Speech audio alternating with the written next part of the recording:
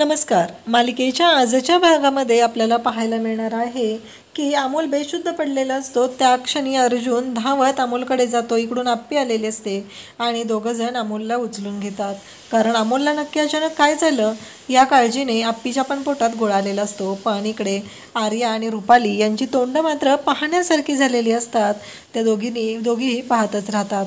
आणि मग अर्जुनने तडक आता अमोलला उचललेला आहे, गाडीत घेतलेला आहे आणि मोना आणि आप्पीला सांगितलेलं आहे चला लवकर असं म्हणत तो अमोलला घेऊन आता घरी निघालेला आहे. तर इकडे लगेचच आर्या म्हणते की काय चाललंय रुपाली ताई हे. रुपाली म्हणते की बघितलंस ना तुझ्या लक्षात येतंय का? आता आपल्याला एकच करायला लागणार आहे. भाऊजी आता अमोलसाठी गेलेले आहेत हे तुझ्या लक्षात येतंय ना? आपल्याला अमोललाच आणावं लागणार आहे इकडं. तेव्हा आर्या म्हणते काय बोलताय तुम्ही हे?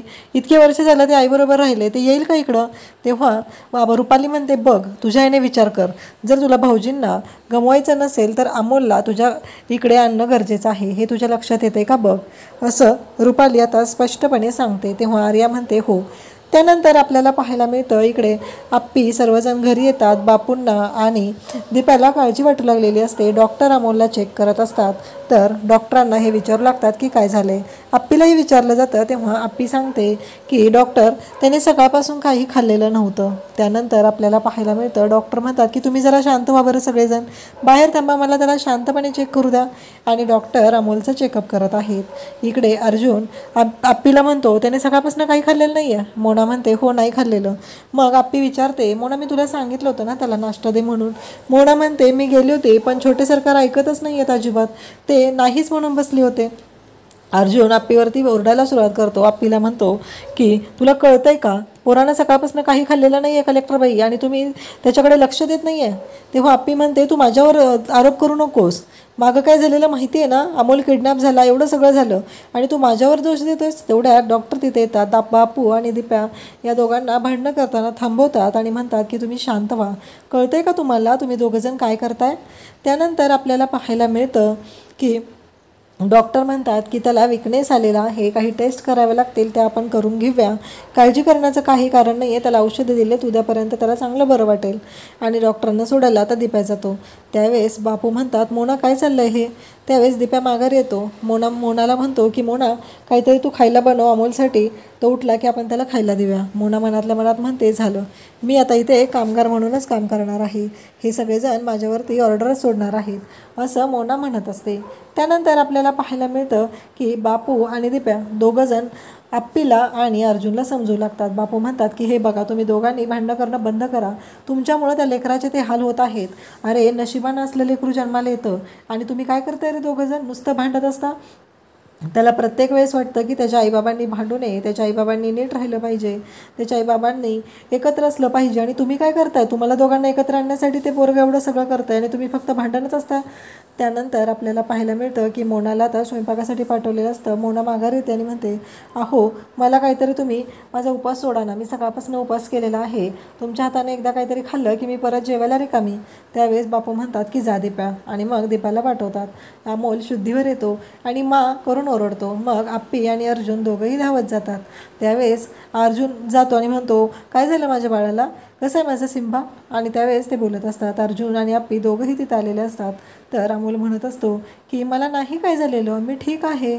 तर आप्पी विचारते बाळा तू उपवास का केलेला, तू काही खाल्लं का नव्हतंस. तेव्हा अमोल म्हणतो की माझ्या माने पण काही खाल्लं नव्हतं ना, म्हणून मी खाल्लं नाही आहे. मा तू उपवास सोडलास का, तू सकाळपासून पाणी पण घेतलेलं नाही आहेस ना. बाबा माने उपवास केलेला आहे ना, माने पण सकाळपासून काही खाल्लेलं नाही.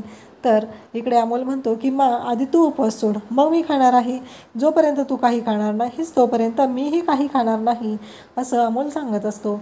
मग अर्जुन आप्पी एकमेकांकडे पाहतात. अर्जुन आप्पीला खुणवतो. आप्पी आतमध्ये जाते आणि वाटीमध्ये पेढा आणि पाण्याचा ग्लास घेऊन येते. आणि मग ते घेऊन आल्यानंतर अमोल सांगतो की आता सोडा उपवास. मग अर्जुनच्या हाताने आप्पीला आता तो पाणी पाजत असतो. आप्पीला पाणी देतो प्यायला स्वतःच्या हातांनी. त्यानंतर स्वतःच्या हाताने तिला पेढा भरवतो. आप्पीचा उपवास आता अमोलच्या हातून सुटलेला असतो. त्यावेळेस लगेचच अमोल म्हणतो की दीपा मामा अरे एक फोटो काढ ना मा आणि बाबांचा एकत्र. आणि मग दीपा पण अर्जुन आणि आप्पीचा एकत्र फोटो काढतो. सगळेजण खूप खुश असतात. अमोलला पण खूप छान वाटत असतं. आता अमोलनेही काहीतरी खाल्लं पाहिजे म्हणून अर्जुन त्याच्याशी बोलत असतो. त्यानंतर आपल्याला पाहायला मिळतं की अर्जुन अमोलला म्हणत असतो काय कसं काय सिम्बा आजारी पडला? मला कळतच नाही आहे. नक्की काय झालेलं तुला? त्यावेळेस अमोल हसू लागतो. मग अमोल म्हणतो की मला एक कळत नाही आहे की मला अचानक असं कसं झालेलं होतं. आणि आप्पी आणि अर्जुन दोघंही त्याच्याकडे पाहत असतात. आणि मग अर्जुन अमोलला म्हणतो की सिम्बा कनेक्शन, आणि दोघंही सिम्बा कनेक्शन करतात. अर्जुन अमोलच्या शेजारी बसलेला असतो, त्याची काळजी घेत असतो. आणि आप्पी मात्र रडत असते. आप्पी म्हणत असते की बाळा मला प्रॉमिस कर, पुन्हा तू असं काही करणार नाही, असा कोणताही उपवास करणार नाहीस, एवढं लक्षात असू दे. काहीही झालं तरी मी तुला काही होऊ देणार नाही. आणि मग आप्पी अमोलसाठी गोळ्या घेऊन येते. अमोल म्हणतो की नाही नको मला. आप्पी म्हणते की तो खातच नाही आहे रे. तर अर्जुन म्हणतो तो स्ट्रॉंग आहे, ब्रेव बाबाचा ब्रेव मुलगा आहे. तर लगेचच अमोल म्हणतो की हो खरंच आहे मी. आणि त्यानंतर म्हणतो मला माहिती आहे तुमचं काय चाललं आहे, तुम्ही ना मला गोळ्या खाऊ घालणार आहे. तेव्हा अर्जुन म्हणतो तू तर स्ट्रॉंग आहे ना, शूरवीर आहे ना, मला बघायचं आहे गोळ्या खाऊन कसा शूरवीरपणा करतो ते. त्यावेळेस आप्पी म्हणते की नाही रे अर्जुन, तो खातच नाही आहे गोळ्या, सेम बाबांसारखं आहे, तुझ्यावरच गेलं आहे, बघ कसं आहे तो. तर अमोल म्हणतो की खातो गोळ्या. आणि मग आप्पीकडनं तो गोळ्या घेतो, कारण मी ब्रेव बाबांचा ब्रेव मुलगा आहे, मी गोळ्या खातच असतो असं म्हणत अमोलने गोळ्या घेतलेल्या असतात. तो गोळ्या खातो. आणि त्यानंतर आपल्याला पाहायला मिळतं की इकडे आप्पी आणि अर्जुन दोघंही पाहत असतात. त्यानंतर आप्पी त्याला पाहते आणि त्याला म्हणते की काय झालं. तेव्हा आप्पीला तो म्हणतो की आता पाणी दे मा. आणि मग आप्पी त्याला पाणी देते. मग तो पाणी पितो. मग त्यानंतर दुसऱ्या दिवशी परत संध्याकाळी पण आता अमोलला गोळ्या खायच्या असतात. इकडे आर्या मात्र जाम चिडलेली असते. ती म्हणत असते की बाबा तुम्हाला अर्जुनशी बोलावंच लागेल.